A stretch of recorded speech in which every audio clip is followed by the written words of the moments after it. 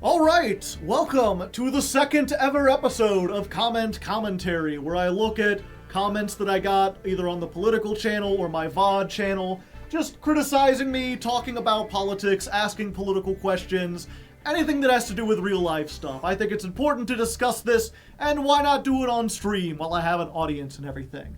And today, we've actually got two comments that are of a similar mold. One comes from the man from Murph. The man from Earth.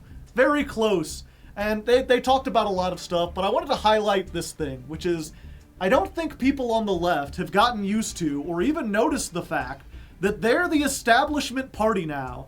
I've never met a lefty who sees themselves and his movement as anything other than the plucky underdog fighting against the man. Even if they don't realize it, the left is the man now, and they've been forcing their politics and aesthetics on people very hard over the last 10 years, especially in schools. A lot of people, especially young people and young men, are really fed up with the left being so culturally and institutionally dominant. And then the second question from Dat Boy Bobby, who I believe is like a Patreon subscriber maybe? He's like, the belief that Kamala is not left-leaning enough is why the current Democratic Party might not win another election for a while. You've driven moderate progressives out and look down on independents who toe the line of both parties because we understand that both sides are needed. So first of all, just a small thing. Politics has a whole bunch of different ideologies. If you go to most other countries, it's not just two parties. You know, we don't need both sides. We need 10, 20 different sides that should all be sort of trying to find compromise between them. I mean, that's the thing that both of these really kind of showcase, is that a lot of people don't know what it means to be on the left. They don't know what leftists believe. If you think that the Democratic Party is leftist, or you think that leftist politics are mainstream, or that they're culturally dominant, I don't think you understand the proper terminology. And I actually made a video about this over on the politics channel. It was actually the first video I put out and one of my most popular ones. But it's also like several years old at this point and also 40 minutes long. So I can understand why maybe people haven't seen that. So I figure, why not sit down, try to do a basic like Leftism 101. Leftism according to a leftist. Like, what do I actually believe? What do I care about? And why do I not think it's being represented in the political parties in America? So when you're talking about any kind of political ideology, it's going to be very complicated. People have been talking about these things for hundreds of years. There's like stacks and stacks of book written on political theory. So everything I say here is going to be like a 101. It's going to be basic, boiled down, take it all with a pinch of salt. But generally, most political ideologies can be broken down into a couple core elements. And those elements can be represented visually by using like a spectrum. So for example, probably the core element, the core question asked by leftism is, who does business benefit? And there's really two options with this. So over on this side, we have business should be run for the benefit of everyone, for the benefit of society. Or I guess if you want to put it in economic terms, since we are talking about economics, it's business should be run for the sake of the consumers, the customers, the people who are actually getting the product. Everything should favor them. So if you're talking about food, for example, why does Farmer John grow potatoes? This side would be like, he grows potatoes for the sake of feeding people. We pay him money in order to motivate him to do that, in order to compensate him for the work that he's doing. The other side is for the benefit of the owners, the CEOs, the shareholders, essentially. On this side, it's, why does Farmer John grow potatoes? To make money. And you might say, doesn't feeding people potatoes make him money? Sometimes, but not necessarily. If you look at, let's say, for example, the housing market right now, there's a lot of people who buy up housing, who own land and property, and don't sell it. They sit on it because it's worth more as an asset if it's not being used. And the less housing is available, the more they can charge for the little bit of housing that they do have.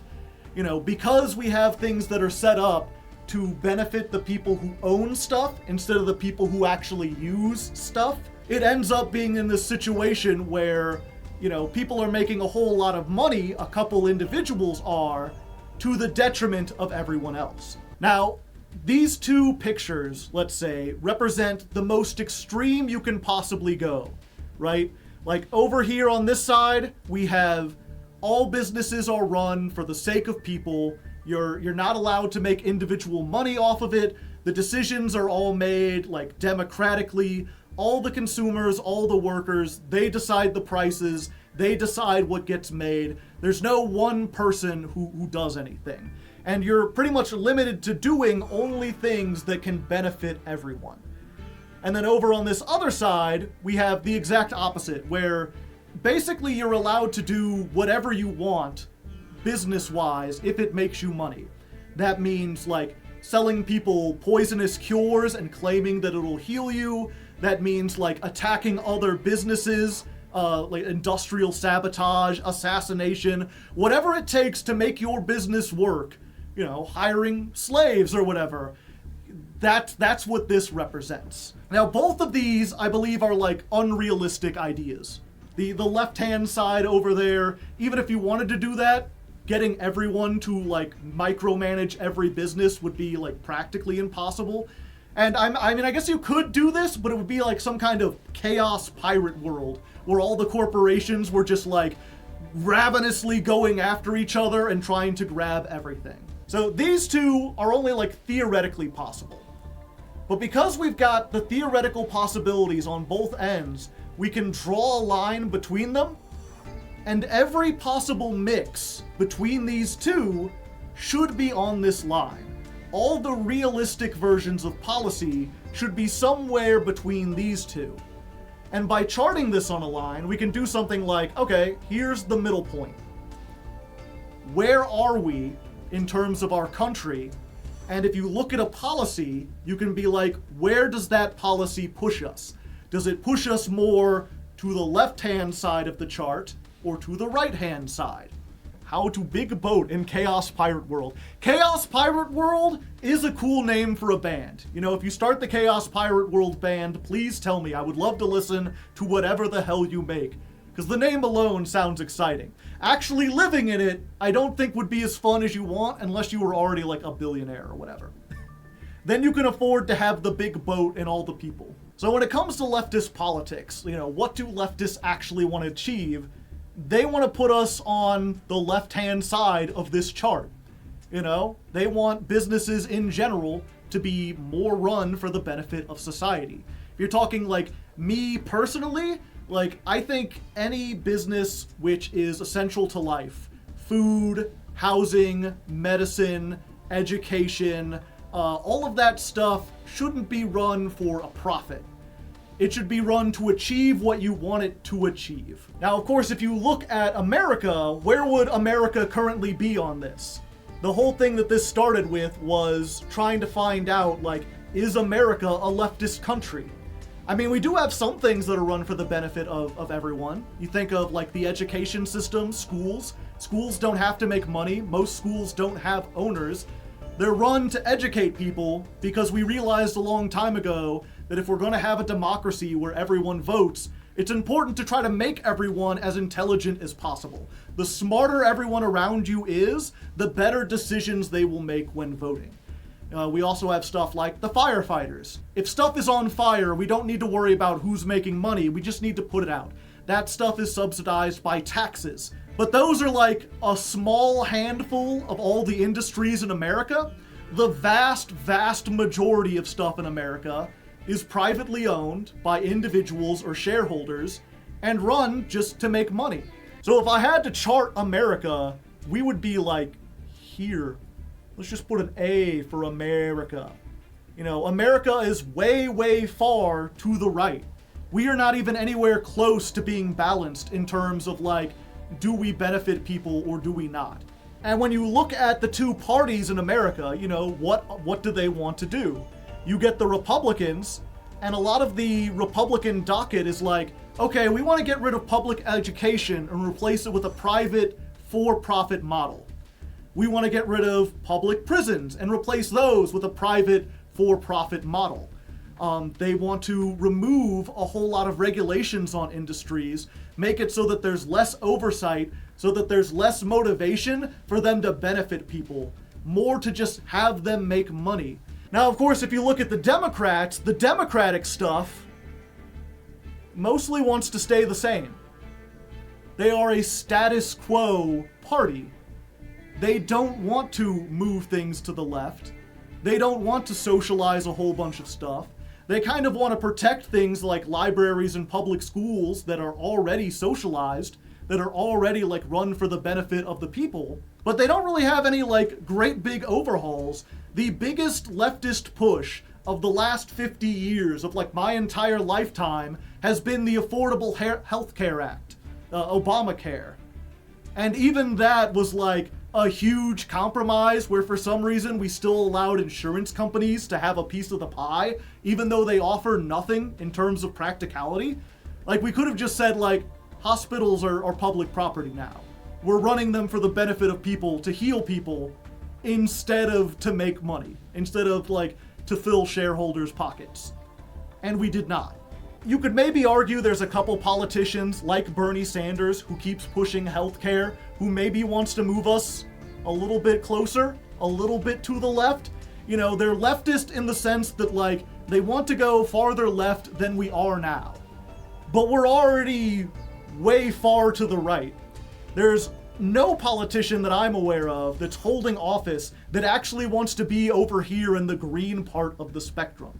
All right, so a lot of people who are watching this, who are maybe more right-leaning or listen to a lot of right-wing media, even if they don't necessarily realize it, you may be looking at this like, this has nothing to do with the leftism that I learned about. I learned about, DEI, I learned about woke stuff. I thought that was leftism. And as I said earlier, any political ideology is made of several different core elements. One element that it does have, in addition to this, would be something that I call libertarianism. Although you can't really call it that in America because there's a libertarian party that's very right-wing that kind of co-opted that term. But if you look back through like history, the history of this ideology, it was originally called libertarianism. The best way to think of it now would probably be to call it freedom of choice. So this is the freedom of choice spectrum.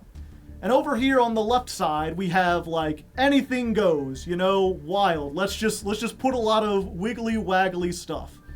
You can wear your hair however you want. You can dress however you want. You can kill whoever you want. You can do anything pretty much. Like the most extreme far left on this side is the government can't tell you what to do. Full stop. And kind of like this pirate universe, like this would be chaos. Of course, the opposite of that, if you wanted to go in a rigid structure, would be sort of like government-enforced culture. Think of a lot of the stuff that China wants to do, right? I believe China is the country where it's like the government has 5 mandated haircuts for men, and you have to get one of those 5 haircuts. And if you don't, the police will round you up and forcibly cut your hair. In China, you have to learn Chinese. If you don't, they send you to like a re-education center where they teach you Chinese. In China, I believe, I'm not sure how stringent they are, but I'm pretty sure being gay is frowned upon. You're not allowed to make those personal choices. And so I think this is also a really good example of there's a lot of people who will see a spectrum like this and just naturally think like, okay, I don't want to learn about the details of what's on this or what's on this. There's so many different ideas. The best bet is to go into the center, be as centrist as possible. And in the nicest way I can say this, it's a very childish like outlook. It's very much like, I don't want to learn anything. The center should be good, right? Because I think if you talk to people about how they feel about this idea, this freedom of choice, most people won't say, I want to balance what the government says I can do. Most people want to be as far to this side as they can without hurting people. That's usually the line, right? Like, they want to be able to dress how they want, get whatever kind of hairstyle they want, enjoy their hobbies, practice their religion, make their own medical decisions, everything, and they only really draw the line at, like, if you're gonna start a fight, if you're gonna, like, steal people's property. They want people to be as free as they possibly can and only have the government step in when your freedom is limiting the freedom of other people. Yeah, this, your right ends where other people's rights begin. Exactly. So this is one of those cases where even though your instincts might say, like, oh, I want to be in the center, most people, when you talk to them, they want to be somewhere to the left. They just want to be, like, not too far left, you know? And this is also a case where if you're talking about America, America's probably, like, here? Maybe a little further over. America, one of the few things that it does actually do really well is it gives people a lot of personal freedom to practice whatever they want. You know, freedom of speech is enshrined, freedom of religion is in the Constitution, freedom of the press. We have an almost sickening amount of freedom, as Futurama would say. So in this case, if you want to say, like, you know, leftist culture is everywhere, or leftists are dominant, in this element, yes. But the thing is, as I'm kind of pointing out, leftism is made of several different elements. The biggest one is probably who does business benefit. Freedom of choice is a part of that. It's also important, but it's not like the main thing about it. And more importantly, there are other political beliefs that really believe in this, but don't believe in this. One of those ideologies is liberalism. A lot of people, especially in the online right, they will conflate, like, leftism and liberals as if they're the same thing.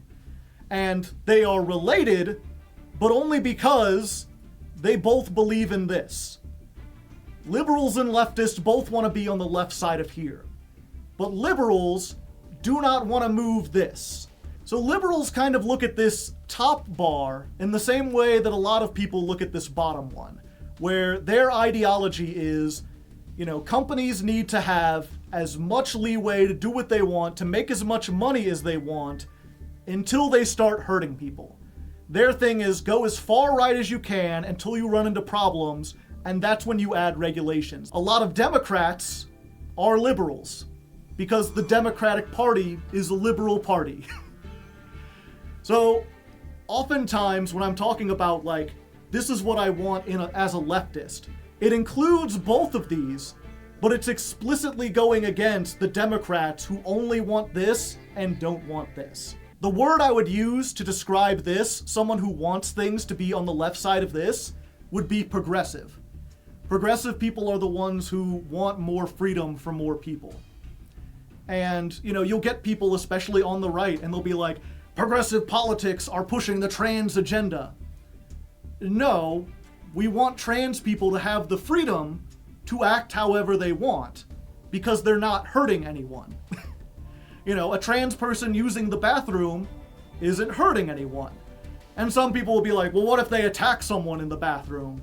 It's like, people of either gender can attack people in the bathroom. Restricting their freedom to go into the bathroom isn't going to prevent that. It's just restricting their freedom. You know, that was one of the things, we had a Supreme Court case that talked about someone who got fired for transitioning.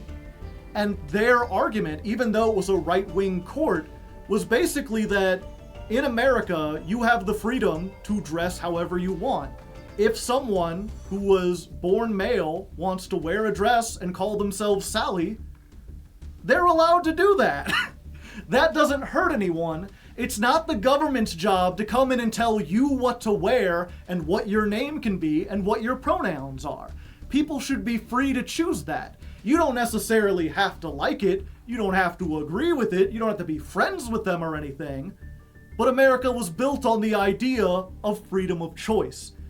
And lefties end up defending trans people because they are often pushed by other groups who want to remove those freedoms. And it's the same thing. If you look at a lot of Republican policy, again, they want to push us more to the right. Depending on what kind of politician they are, they have different elements. Some are what we would call, like, Christian nationalists. They want the country to be Christian. If you're not Christian, get out or get arrested or get converted forcibly into Christianity. They want to remove your freedom to choose your own religion.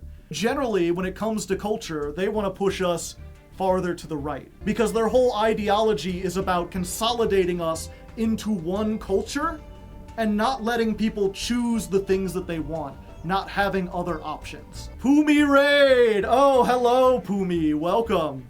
You came at an interesting time. We're not doing Yu-Gi-Oh! Are you ranting too? Yeah. And now I've lost my train of thought. I think I said just about everything I wanted to say though, right? Like, I think you should get the idea. The whole point at the beginning was there was someone saying, like, the Democratic Party is leftist, leftists control everything. And so the whole point was to be like, you know, leftists care about this.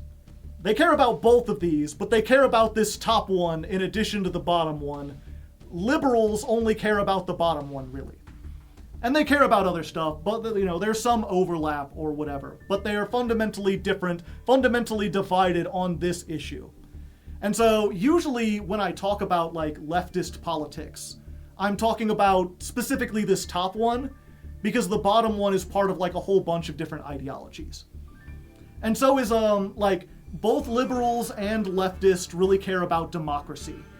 You could have, like, a third line on here if you wanted, that talks about how is power distributed between the government, right? And on one side you have like total democracy, and on the other side you have like a totalitarian dictatorship. And like leftists generally want to be on the left side. Liberals kind of want to be in the center. Liberalism was all about like the balance between the two. And of course most right-wing ideologies, they want more centralized power. They want less input from people. You know, it's one of those things where like a lot of right-wing people will talk about, I want a small government, and they don't seem to realize the reason the government is big is because every American has a right to participate in it. You know, you're part of the government. I'm part of the government. The government's big because it includes the entire population. It may be a little slow, it may be like a little inefficient at times, but making sure that we have everyone chiming in is how we make sure that people don't get run over. To make sure that the government doesn't go out of control and doesn't become tyrannical.